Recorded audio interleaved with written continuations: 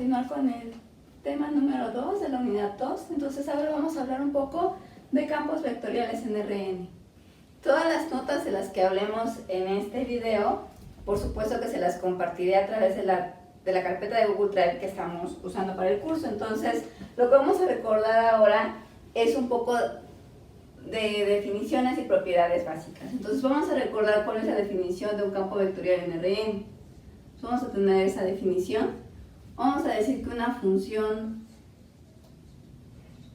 que vamos a anotar con F mayúscula, que es una manera usual, una función F que va de un subconjunto de Rn en Rn, una función de ese estilo, es llamada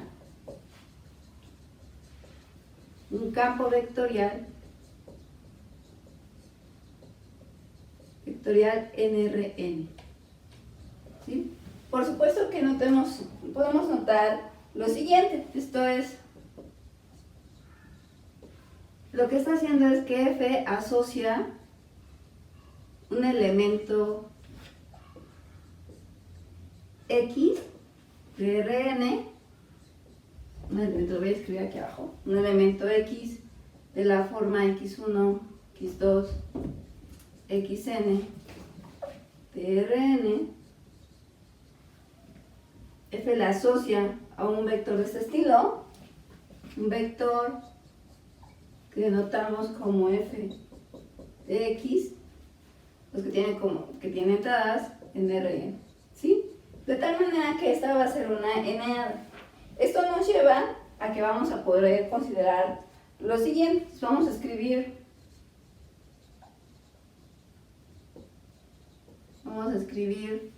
F evaluada en X de esta forma: F sub 1 de X, F sub 2 de X, y así sucesivamente hasta Fn de X, donde cada una de estas Fi pues resulta ser una función que tiene que estar definida en su conjunto U de Rn, donde F está definida, es una función que va a R. ¿Eso qué quiere decir? Porque estamos evaluando cada Fi en un vector y nos está regresando un valor en R, porque debe corresponder a la y-ésima coordenada del vector F de X. ¿Sí? Esto es una función escalar de n variables. ¿Sí? Esto es para cada Fi. De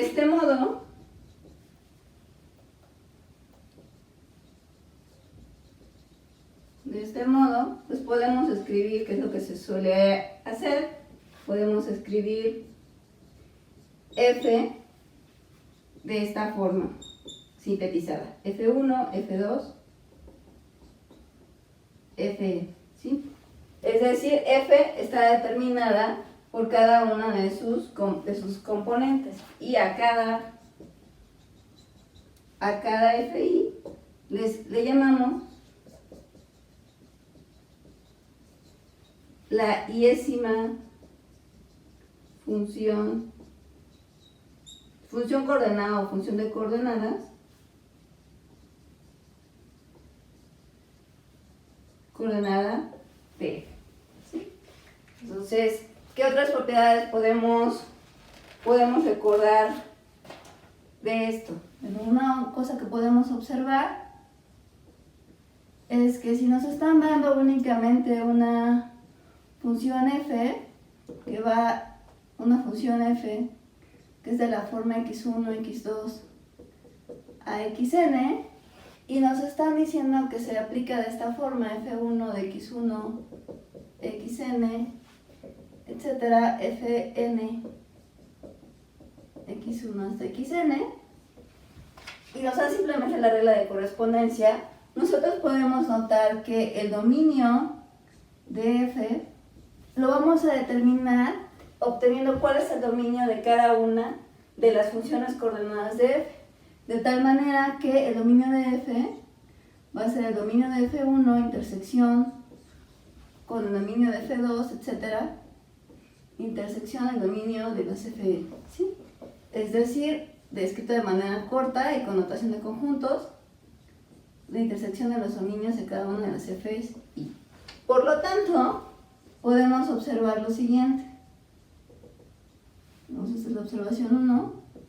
Una siguiente observación es que si yo escribo una función f de esta forma, que me está diciendo que f es un campo vectorial en Rn, es decir, una función que está definida de un subconjunto U de Rn en Rn y tiene por funciones coordenadas, escrito de manera corta, así, lo que quiere decir es que está implícito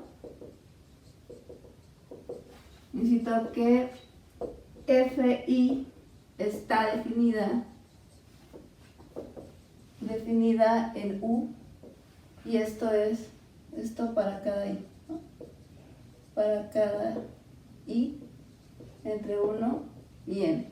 De tal manera que como notación corta, pues lo que escribimos es esto, ¿no? Esto es, usando la notación que venimos usando, podemos escribir Fi, que está definida desde U, conjunto de Rn, en R. ¿Ok? Es decir, U está contenido en el dominio de la función Fi. Bueno, ¿qué más podemos notar? Vamos a ver un poco de cómo se pueden visualizar. ¿Ok? Entonces, algo que ocurre en los campos vectoriales es que, por ejemplo, cuando nos restringimos al caso de n igual a 2 y n igual a 3, es decir, para los que salen R2, pues les llamamos campos vectoriales en el plano, y para n igual a 3 les llamamos campos vectoriales en el espacio, podemos visualizarlos, ¿no? Entonces tenemos un poco de visualización de campos vectoriales.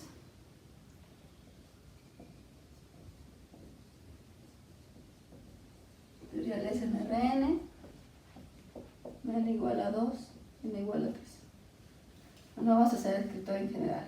Entonces, aquí lo que vamos a usar, y para referencias pueden leer a mayor profundidad la sección correspondiente del libro de Claudio Pitarris que estamos siguiendo, de cálculo vectorial. Lo que podemos notar es que si yo tengo f, una función definida en un subconjunto U de Rn en Rn, usando esta notación, es decir, un campo vectorial en Rn, lo que estamos haciendo es que a un elemento X de Rn, recordemos que lo vemos de manera, lo podemos ver de dos maneras. Naturalmente lo podemos ver como una eneada, es decir, un punto en X, un punto en Rn cuyas entradas son X1, X2 respectivamente hasta Xn, y también lo podemos ver como flechas, es decir, asociarlo como vectores. Entonces, aquí vamos a hacer un juego dual que consiste en lo siguiente. A X lo voy a pensar, me voy a imaginar que todo esto es Rn, y voy a pensar que esto es el subconjunto U de Rn donde está definida esta función. Entonces, al punto X lo voy a pensar como un punto en X, y a f de X, que esto es igual a la eneada f1 de X1, etcétera, fn de Xn, perdón, f1 de X, esto es la eneada f1 de X, f2 de X, etcétera, fn de X. Este lo voy a pensar como el vector donde voy a anclar el punto inicial de f en X, y respetando la magnitud y dirección de f, pues lo voy a montar sobre esto, ¿no? Entonces aquí tengo f de X, ¿sí? Entonces vamos a respetar los valores que tiene el vector f de X, pero lo vamos a pensar anclado al punto X. ¿Ok? Vamos a ver algunos ejemplos donde esto va a quedar mucho más claro. Algo que podríamos preguntarnos es qué ocurre con este tipo de campos vectoriales cuando hablamos de continuidad, diferenciabilidad y cuestiones como ser una función de clase C1 o clase CK. vamos a dejar claro esta observación en lo que sigue. Lo que podemos hacer es hacer la siguiente observación. Es decir, si consideramos F un campo vectorial en Rn que está definido en su conjunto U de Rn con F1, F2, Fn, escrito de manera sintetizada, que va desde U en Rn a Rn, sus funciones coordenadas,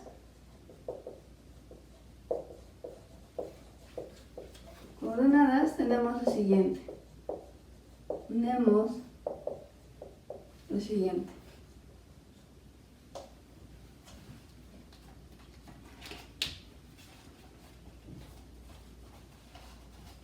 Tenemos que 1, F es continua, pues un campo vectorial continuo en U, sí, solo sí, todas y cada una de las funciones componentes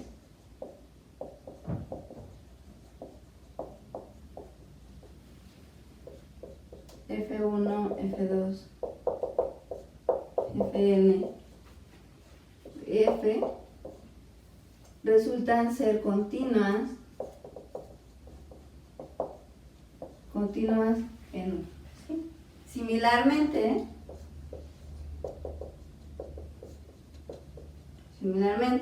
al inciso anterior, tenemos que F es diferenciable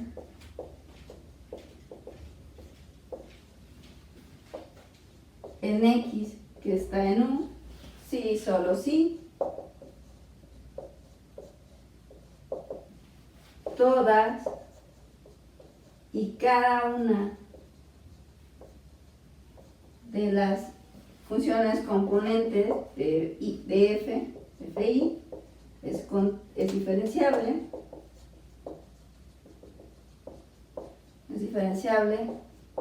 en X. De tal manera que si yo estoy diciendo que mi campo vectorial F es diferenciable en U, lo que quiero decir es que es diferenciable en cada uno de los puntos que están en U, y eso quiere decir que cada una de las funciones componentes Fi de F resulta ser diferenciable en cada uno de los puntos de U. Ahora, haciendo algo similar, vamos a decir que F es de clase CK en U, sí, solo sí, cada una de las componentes Fi pues es de clase CK en U. Donde recordemos que quiere decir ser una función de clase CK. Pues lo que quiere decir es que existe su primera derivada, segunda derivada hasta la késima derivada para cada una de las componentes Fi, y además se satisface que todas ellas resultan ser continuas. Y estamos hablando en el conjunto U. Veamos ahora algunos de los ejemplos más clásicos sobre campos vectoriales en Rn, en particular para n igual a 2 y n igual a 3. Bueno, vamos a continuar con ejemplos, y para ello pues vamos a ver ejemplos específicos. Nos vamos a concentrar en el caso para Rn con n igual a 2 y n igual a 3. ¿Sí? Así que vamos a repasar la definición que acabamos de ver. ¿Ok? Entonces, vamos a recordar. Es una función f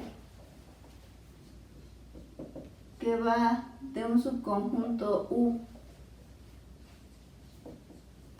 de R2 en R2 es llamada un campo vectorial en el plano. ¿Sí? Y además tenemos que F, de manera corta lo podemos escribir como F1, F2, donde F1 pues es una función que está definida de un subconjunto U de R2 y va a R, es decir, F1 es una función escalar de dos variables. De igual manera F2 es una función U que va de R2 en R, es decir, una función escalar de dos variables, tal que a cada par X, Y le estamos asociando F1 de X, Y a cada par X, Y en R2 estamos asociando F2 de X, Y. Esto es, podemos escribir a F de X, Y como el par ordenado F1 de X, Y, F2 de X, Y. Similarmente, podemos dar esta definición para funciones que son de R3 en R3. Entonces, vamos a tener otra definición.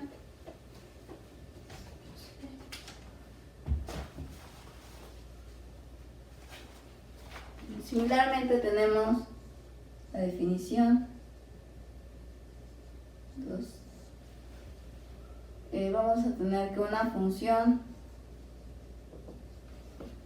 F que va de un subconjunto U de R3 en R3, o sea, esta le llamamos llamada un campo vectorial en el espacio tridimensional.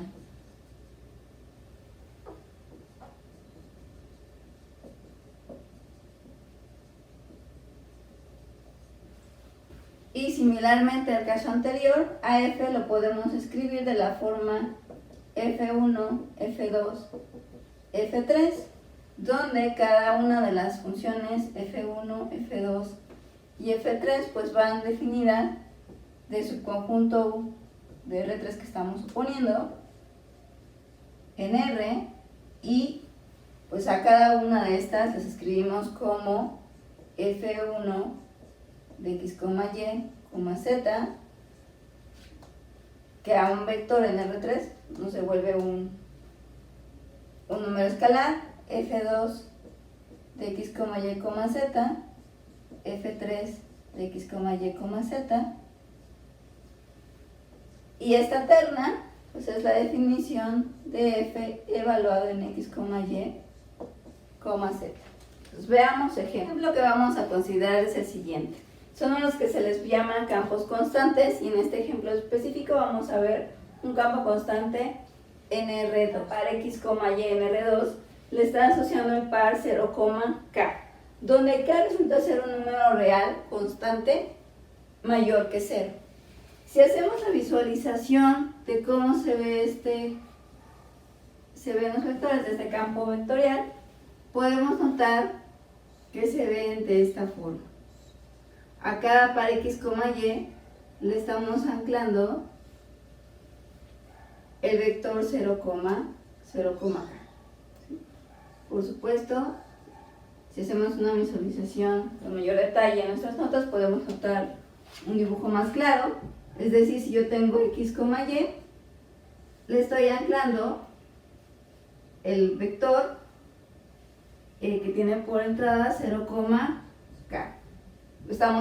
Es como si supusiéramos que ese es el origen, 0, 0, y aquí estoy respetando la dirección y magnitud del vector 0, K. Y entonces se ve así para cada uno de los vectores que están en R2. Podemos considerar en general un campo constante en Rn, es decir, si yo considero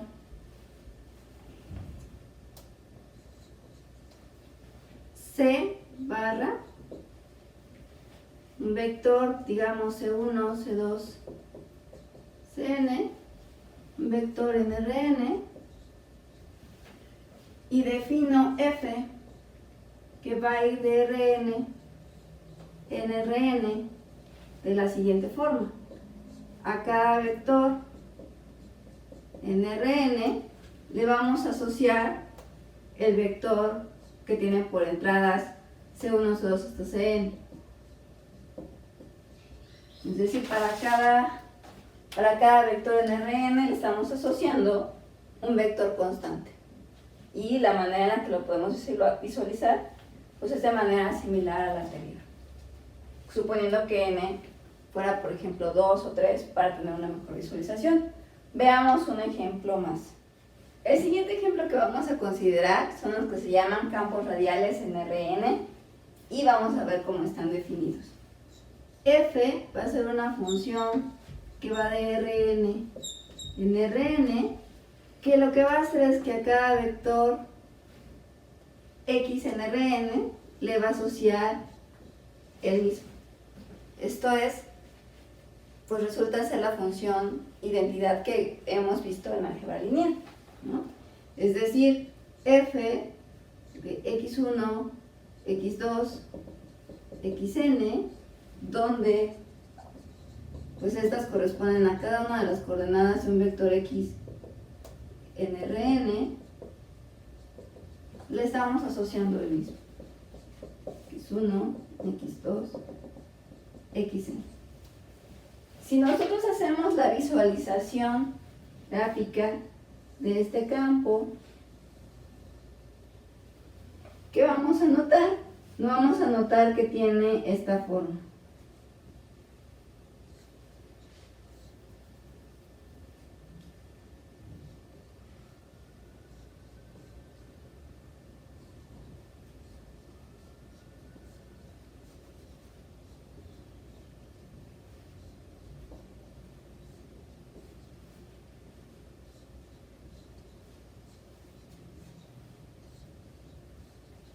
¿Sí?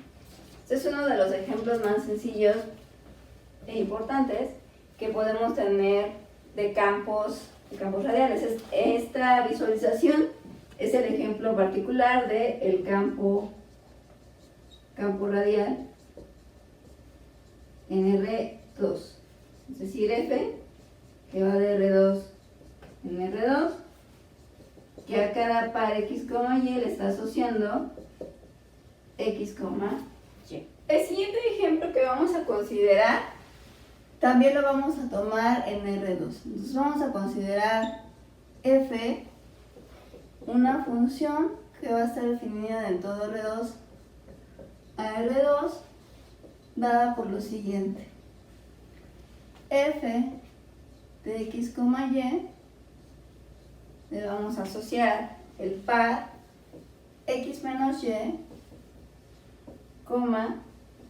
x más y. Este tipo de funciones, si nosotros recordamos nuestros cursos de álgebra lineal, pues seguramente la vimos en algunos ejemplos. Entonces, ¿qué podemos notar primero? Una cosa que podemos observar de esta función es lo siguiente. Si yo escribo esto usando la notación vectorial, yo tengo que f de x, y corresponde con hacer esta multiplicación de matrices, ¿sí? Es en efecto, ¿no? Si yo considero la matriz que tienen por entradas 1 menos 1, 1, 1 y lo multiplico por el vector de coordenadas x, y, pues en efecto, al hacer la multiplicación del primer renglón por este vector columna me queda x menos y al hacer la multiplicación de este vector renglón por este vector columna, pues me queda x más y. ¿Sí? Entonces, ¿qué podemos notar además de esta matriz? Porque esa matriz resulta ser interesante. Voy a notar a f como esta matriz. Bueno, algo que podemos recordar de nuestros cursos de álgebra lineal es cómo estoy obteniendo yo esta matriz. Esta matriz yo la estoy obteniendo considerando la base canónica de R2, 1,0, 0,1, y puedo ver que cada uno de los vectores cada uno de los vectores columna de esta matriz pues corresponden a las imágenes respectivas, ¿no? Aplicados a la base. Algo más que puedo notar de esta matriz es que pues esto es lo mismo que si yo multiplico raíz de 2, 1 raíz de 2, menos 1 raíz de 2, 1 raíz de 2, 1 raíz de 2. ¿Ok? Entonces, esta matriz, ¿a qué me está recordando? Esta matriz me lleva a mis cursos de geometría analítica y álgebra lineal. ¿Por qué? Porque esta es la matriz que corresponde a una matriz de rotación por pi cuartos. Veamos. Entonces, si yo tomo f, yo tomo rho teta, una función que va de R2 en R2, donde teta es un ángulo. El rho de teta lo que me denota es la función o la transformación de R2, que consiste en rotar el plano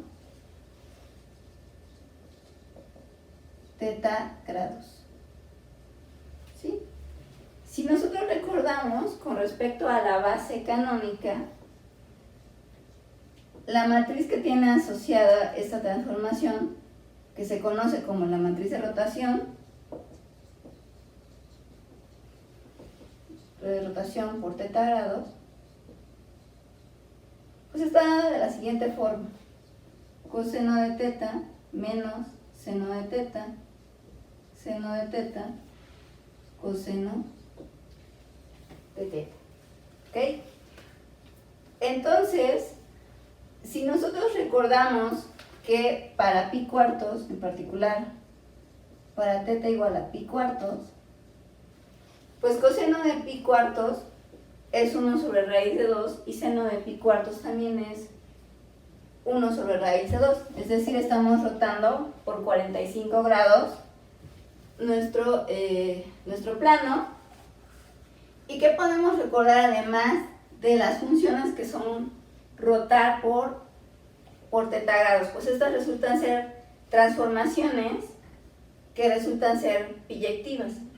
Es decir, podemos ver cómo estamos transformando el espacio.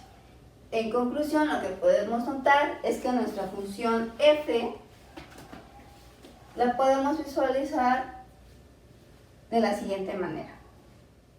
Con lo anterior que tenemos, que yo puedo ver a f, que hace acá para x, y, lo que estamos haciendo es que estamos multiplicando raíz de 2 por la matriz 1 sobre raíz de 2, 1 sobre raíz de 2, menos, por x, y.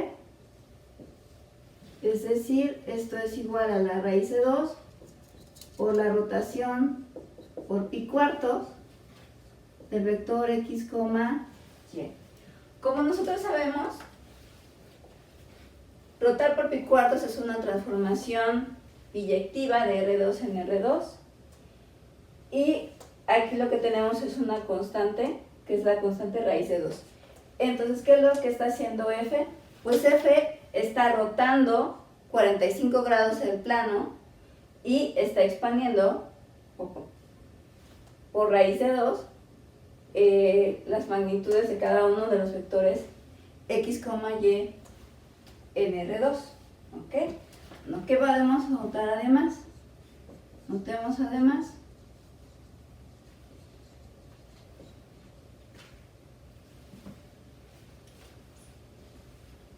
lo siguiente: para cada x, y que está en R2, ¿qué pasa con la norma de la imagen de x, y bajo nuestra función f? Pues podemos notar que esto pues es igual a la raíz de 2 de la norma de x, y. ¿Ok? Entonces lo que está haciendo era lo que habíamos mencionado, ¿no? Está expandiendo, está multiplicando por raíz de 2 la magnitud de nuestro elemento x, y que está en R2. Y otra forma que tenemos de visualizar por qué estamos obteniendo que a cada vector lo está rotando a 45 grados, pues es notar lo siguiente. Vamos a considerar u, x, y vamos a llamarle a w la imagen de x, y bajo nuestra función f. ¿Ok? Entonces, si nosotros recordamos de nuestro primer curso de cálculo en varias variables, cómo está definido el ángulo entre dos vectores, aquí voy a tener u y aquí voy a tener w, pues el ángulo que existe entre esos dos vectores pues está dado por la siguiente fórmula, ¿no? El coseno de teta es el producto punto de u con w que divide a las normas de u con la norma de w. Por supuesto que estamos suponiendo que nuestros vectores son distintos de ser. Para que esto tenga sentido y esté definido, si ustedes hacen la operación, pues esto es lo mismo que decir x cuadrada más y cuadrada, que divide a raíz de 2 por x cuadrada más y cuadrada. Y esto es igual a 1 sobre raíz de 2. ¿Esto qué quiere decir? Es que entonces teta corresponde con el arco coseno de 1 sobre raíz de 2 y por lo tanto teta es igual a pi cuartos, es decir, 45 grados. De tal manera que si no recordamos cómo están dadas estas matrices de rotación, si recurrimos a nuestra fórmula de cómo está dado el ángulo entre dos vectores, pues podemos notar lo mismo, ¿no? Que esta función lo que está haciendo es transformar el plano rotándolo 45 grados. La visualización de este campo es sencilla y la podemos notar en las notas o también con lo voy a agregar en este video. Veamos un siguiente ejemplo.